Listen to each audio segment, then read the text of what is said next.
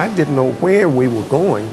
When we left Boston, we came back and a lot of damage had been done on the ship. We were in a terrible storm coming back from Iceland. And I could hear the officers talking in the wardroom, and I would take coffee to the officers on the bridge. They said, well, we're going through Torpedo Junction. The area around Argentia and Halifax were called Torpedo Junction.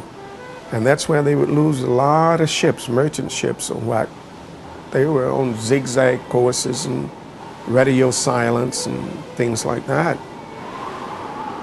It was really, really storming. The sleet and the snow. And I could hear him. I heard the executive officer say, this is going to be a rough one.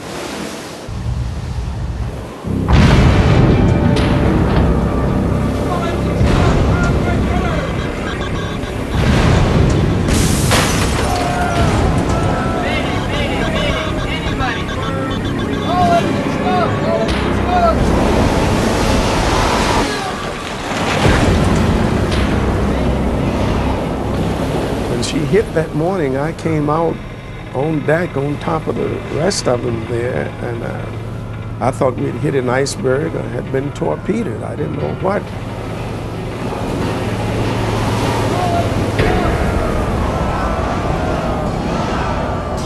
They turned the light on, the searchlight, and when they shine it around, I saw those cliffs. I said, oh my God, you know, what has happened here?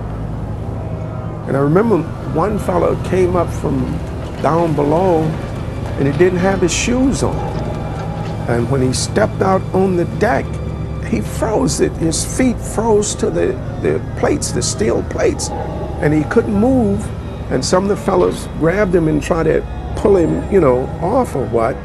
And it just left the soles of his feet on the deck. It just pulled all the soles of skin off his bottom of his feet.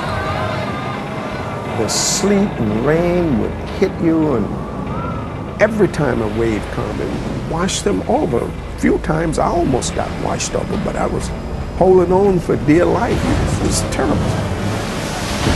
I knew I'd die if I stayed on board ship. I remember looked up at that cliff and said, man, how am I going to get up this cliff? I said, I'm going. And over the side I went, and there was about 4 or 5 sailors on the boat, and they pulled me on board. And away we went to shore. The raft capsized just before we got there, but we did make it to shore.